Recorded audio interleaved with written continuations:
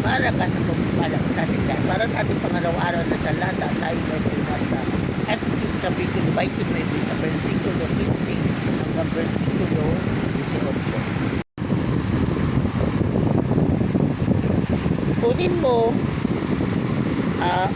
Kunin mo ang isa sa dalawang tupa at ipatong sa ulo nito ang kamay ni Aaron at ng kanyang mga anak. Patayin mo ang tupa. So, sahurin mo ang dugo at iwisig sa mga gilid ng altar.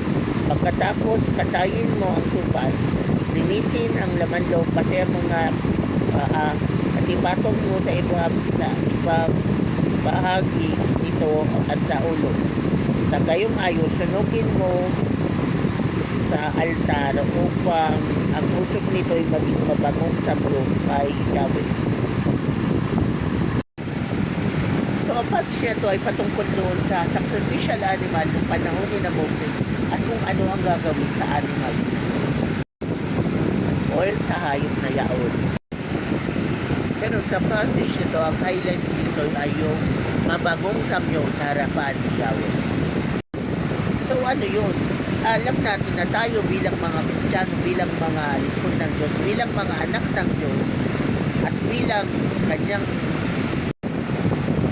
kanyang mga disipulo, bilang disciples of Christ, alam natin na covered tayo ng dugo ng Panginoon. Kaya ang tinutukoy dito na bababangong samyo sa harapan ni Yahweh ay ang ating buhay. Right? Itong ating buhay. Kasi tayo sa gusto natin, tayo ang nagiging testimony sa harapan ng mga tao at sa harapan ng mundong baba. Kasi nga, sa atin nakikita yung God's goodness and God's greatness sa buhay natin. Diba?